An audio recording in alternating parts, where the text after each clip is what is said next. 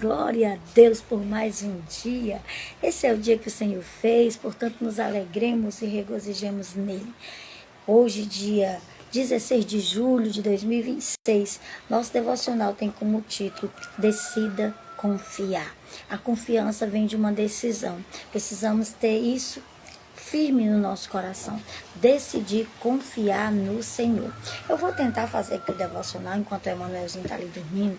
Caso ele acorde, eu vou precisar encerrar e à noite eu faço. Mas se der certo agora, a gente vai fazer agora para a glória do nome do Senhor. Vamos completar o livro de Filipenses. Vamos para o capítulo 4 de Filipenses. Esse livro maravilhoso, essa carta, essa epístola que Paulo escreveu da prisão, mas que transmite tanta da alegria, tanta paz, que nos mostra que não são as circunstâncias que definem a nossa vida, mas quem habita em nós. Se o Senhor for o centro do nosso coração, com certeza nós vamos enfrentar todas as circunstâncias, situações difíceis, com o coração alegre, cheios de contentamento. É isso que Paulo nos ensina através do capítulo 4 de Filipenses. Ele conclui a carta aqui do capítulo 4 e ele conclui essa carta encorajando os irmãos a manterem a alegria, a resolverem os conflitos e a vencerem a ansiedade através da oração. Paulo ensina essas lições nesse capítulo 4, no fechamento da sua carta aos Filipenses. Boa tarde, meus irmãos, a paz do Senhor, minhas queridas. Deus abençoe a vida de vocês. Ele foca, ele diz para a igreja e para nós que a paz que excede todo entendimento é a promessa do Senhor para as nossas vidas. Ele deixa-vos a paz, a minha paz vos dou. Então nós já temos essa promessa dessa paz, essa paz que excede. E ele nos mostra que essa promessa de que é possível superar qualquer adversidade pela força de Cristo, através da alegria do Espírito Santo e através da paz que excede todo entendimento humano. Boa tarde, irmã Rosimeire, a paz do Senhor. Glória seja dada ao nome do Senhor para sempre. Boa tarde, irmã Sandra Campeiro. Deus te abençoe. Em nome de Jesus. Saudades de você. Como sempre, a gente divide aqui o capítulo em alguns pontos para ficar mais fácil da gente passar e de mais fácil entendimento. Esse capítulo ele é muito rico. Se a gente fosse detalhar versículo por versículo, cada versículo tem uma lição para a nossa vida. Mas o tempo não dá para a gente detalhar tudo direitinho. Então vamos fazer aqui um resumão desse capítulo para que a gente possa entender um pouco melhor. Eu resumi em 4 pontos. O primeiro ponto, Paulo fala do versículo 1 ao versículo 4, da unidade e da alegria. Paulo começa pedindo aos irmãos, falando aos irmãos, ele chama os irmãos de alegria e coroa.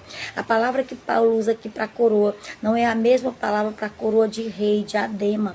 Ele usa uma palavra que era uma coroa que os atletas recebiam no final de uma corrida. Era uma coroa feita de folhas de louro, que indicava que eles tinham vencido aquela corrida, mas aquela coroa materialmente não tinha valor, mas emocionalmente quem ganhava aquela coroa ficava assim rico, de alegria, de contentamento, porque foi o melhor daquele jogo olímpico, daquela corrida. Então Paulo usa essa palavra, ele diz que a igreja, os servos do Senhor são sua alegria e coroa, ou seja, como se Paulo dissesse assim: eu estou numa carreira e vocês são a minha vitória.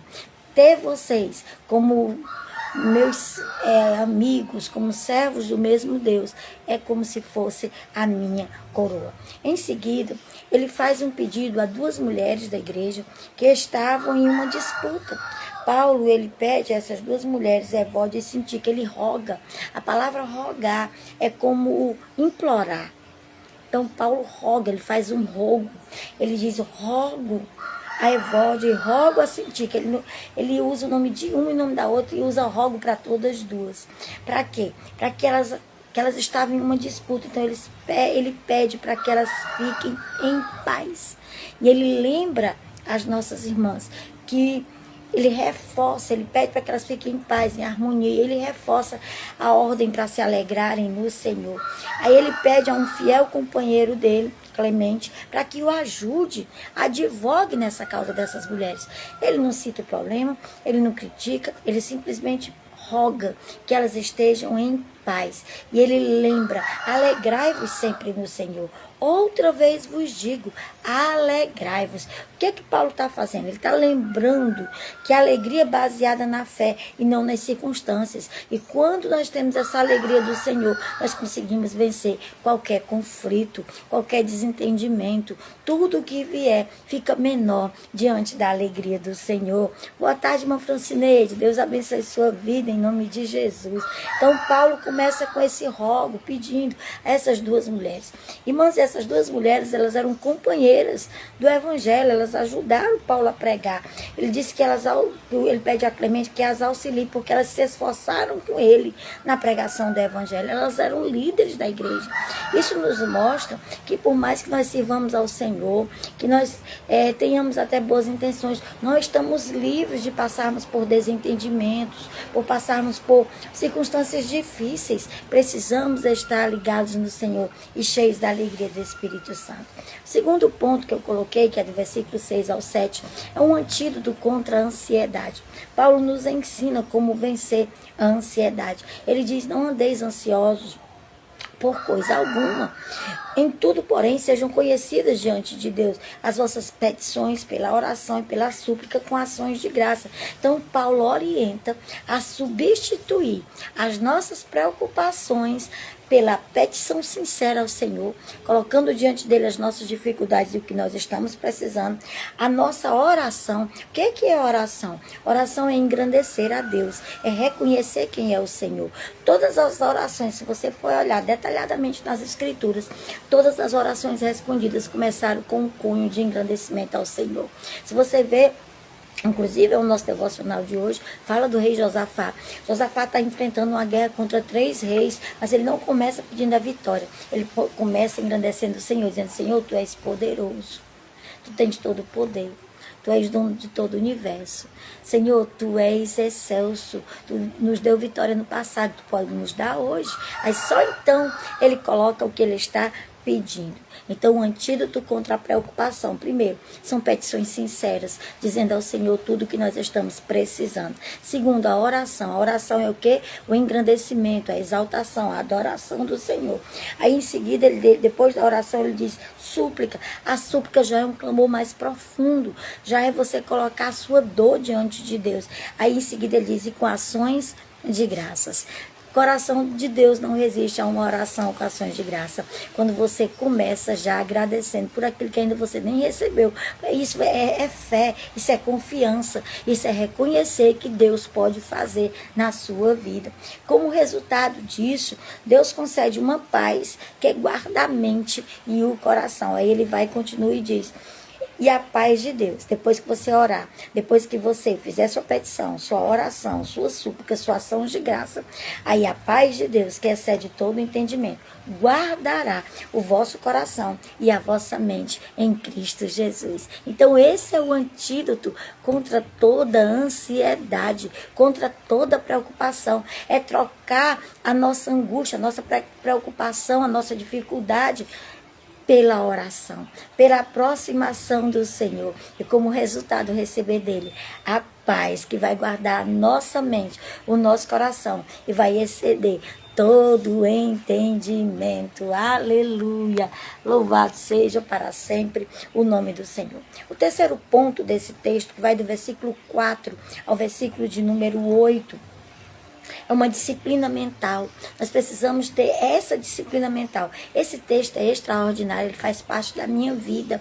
Paulo diz, finalmente, irmãos, tudo que é verdadeiro, tudo que é respeitável, tudo que é justo, tudo que é agradável, tudo que é puro, tudo que é amável, tudo que é de boa fama, se alguma virtude há, se algum louvor existe, seja isso que ocupe o vosso entendimento. Nós precisamos ter essa disciplina mental. Paulo exorta os cristãos a focarem seus pensamentos em virtudes, ou seja, em tudo que é verdadeiro, nobre, puro ou de boa fama. Paulo aconselha os cristãos a fazerem isso. Por quê? Porque se nós fizermos isso, irmãos, nós vamos limpar a nossa mente. Não vão ter lugar no nosso coração, na nossa mente, para gerar pensamentos angustiantes, pensamentos paralisantes, pensamentos de maldade, porque ele diz tudo que é bom, tudo que é agradável, se existe algum louvor, seja isso que ocupe o vosso pensamento, aleluia, louvado seja Deus. Aí ele diz assim, e o que aprendeste e ouviste de mim, recebeste, viste em mim, isso praticai, e o Deus de paz será convosco. Quando nós ocupamos a nossa mente com o que é verdadeiro, com o que é puro, com o que é de boa fama, com o que é amável, com o que é agradável, o Deus de paz ocupa a nossa mente e nós vamos viver uma vida muito melhor. Nós seremos muito mais felizes e faremos os que estão próximos de nós muito mais felizes. Quarto ponto do nosso capítulo 4 de Filipenses, que vai do versículo 11 ao versículo 13, é contentamento e provisão. Paulo ele explica que o segredo para uma vida contente, tanto na fartura quanto na escassez, não é o ter, mas é o ser. É porque ele pode todas as coisas em Cristo Jesus. Ele pode estar triste, ele pode estar contente, ele pode ter escassez e ele pode ter abundância. Ele aprendeu a viver em toda e qualquer situação em Cristo Jesus. Em Cristo Jesus. Irmão, só um instantinho, Pai Manuel acordou ali. Só um instantinho.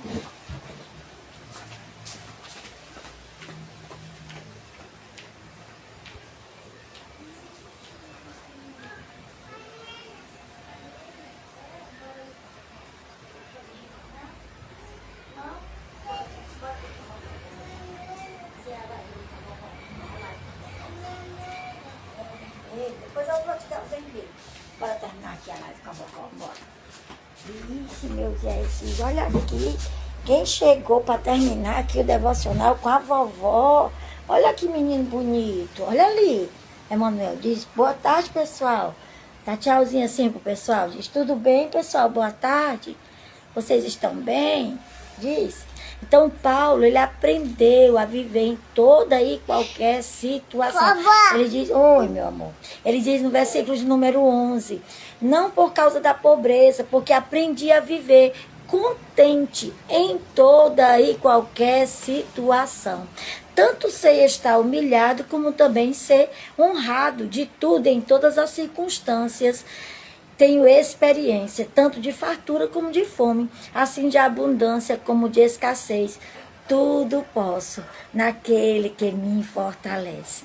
Ao invés desse tudo posso ser um amuleto, como é usado por muitos cristãos, Paulo está dizendo, eu sei passar necessidade e eu sei também ter em abundância. Em todas as coisas estou instruído, aleluia, glória a Deus, que coisa maravilhosa, que lição poderosa Paulo nos ensina. E os demais versículos são agradecimentos que Paulo faz à igreja de Filipe, porque foi uma das igrejas que mais o ajudou. Ele cita aqui pelo menos 4 vezes que a igreja de Filipe mandou o necessário para o sustento do apóstolo Paulo. Eu fiz aqui algumas aplicações rapidamente para a gente concluir. A primeira aplicação que eu fiz, que é o versículo 6 e 7, é como guardar a nossa mente. Paulo, ele usa o termo militar. Guardar, esse termo militar vem do grego, proquiório, e significa guardar, proteger. Na época daqui de Filipenses, eles eram uma colônia protegida por Roma. Era protegida pelos soldados romanos. E havia uma guarnição militar, visível a todos, que ficava todo o tempo. Então, quando Paulo diz, guardai o vosso coração e a vossa mente, Paulo está fazendo aquele povo lembrar. Esse guardar tem o sentido dos guardas, dos soldados que estão guardando a cidade. Então, proteger a nossa mente é exatamente isso. A paz de Cristo, ela é como um soldado armado. Essa paz que Cristo nos dá não é um sentimento estático, mas ela funciona como um soldado armado, como um sentinela armado, que vigia a entrada do nosso coração, ou seja, as nossas emoções, e da nossa mente, ou seja, os nossos pensamentos, contra os ataques da ansiedade, os ataques dos dardos inflamados do maligno que ele lança contra a nossa mente. É isso que Paulo está dizendo. Quando um pensamento, ele vem, um pensamento ruim, ele surgir, não tente apenas... Ai não. Olha, ó, vamos olhar para ali, pessoal. Não tente apenas ignorar esse pensamento. Faça uma troca imediatamente. Transforme essa preocupação em uma oração. Transforme esse pensamento que você está com dificuldade em uma oração. E essa oração, se ela for acompanhada de gratidão por tudo que Deus já fez no passado, com certeza terá uma resposta do céu e você vai ter tranquilidade no seu coração. Então aprenda a fazer uma dieta na sua mente, como diz no versículo 8. Paulo estabelece um filtro rigoroso para os pensamentos. Na psicologia moderna hoje, isso se alinha com a terapia cognitiva comportamental. É exatamente isso que é ensinado, porque os nossos sentimentos, eles seguem os nossos pensamentos. Se nós estivermos com pensamentos trágicos, nossos sentimentos serão sentimentos pesados. Então, se você se conecta, se você só ouve coisa ruim, só ouve notícias ruins, você se tornará ansioso. Isso é um fato.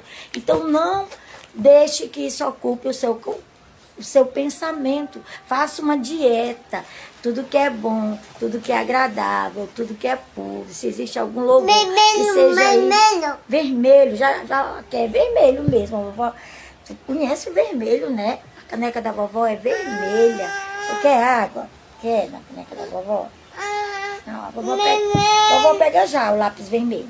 Então faça uma faxina mental. O que você consome nas redes sociais, TV ou em conversas, tem que passar pelo filtro do versículo 8 de Filipenses 4, para que você tenha uma mente limpa, tranquila e pura. Então, qual é o tratamento para um coração ansioso? Primeiro, oração. Segundo, súplica. Terceiro, ações de graça. E quarto, a gratidão. Crie um diário de oração. Crie o hábito de colocar o que você está pedindo a Deus. E quando o Senhor responder, coloque lá que o Senhor respondeu. E sempre que você estiver aflito, visite esse diário. Você vai ver quantas orações Deus já respondeu. O quanto Deus já fez. Como diz a música da harpa cristã. Você ficará surpreso com o que Deus já fez. Se você começar a contar as bênçãos do Senhor. Aleluia. Abri, vovó, abre já. Abre já. Lápis, tá aqui o lápis, ó. Tá aqui. Então, o segredo do contentamento, irmãos, que a gente tanto fala no tudo posso naquele que nos fortalece, na verdade é entender que a nossa vida não depende de circunstâncias, mas depende do Senhor. É o Senhor quem faz e quem opera quem opera na nossa vida. É Ele quem faz. Paulo, ele fortalece a igreja, dizendo, olha, irmãos, eu aprendi a viver em toda e qualquer situação, em tudo eu estou instruído. Então, tudo posso daquele que me fortalece. Só faz sentido se a gente conhecer o contexto e os versículos anteriores. Dois lápis. Então, Paulo diz que aprendeu a ter escassez, aprendeu a ter muito e a ter pouco. E em tudo ele está instruído. Glória a Deus por esse capítulo tão lindo, do capítulo 4 de Filipenses. Eu vou encerrar porque o Emanuelzinho não quer mais deixar eu continuar. Deixa só. Peraí, Emanuel, aqui, ó. Vovó, dá tchau pro pessoal, dá. Tchau, pessoal. Diz tchau, pessoal. Nós vamos encerrar, fica faltando só a parte do devocional. Mais tarde eu faço em um outro vídeo, tá certo? Deus abençoe e a paz do Senhor a todos.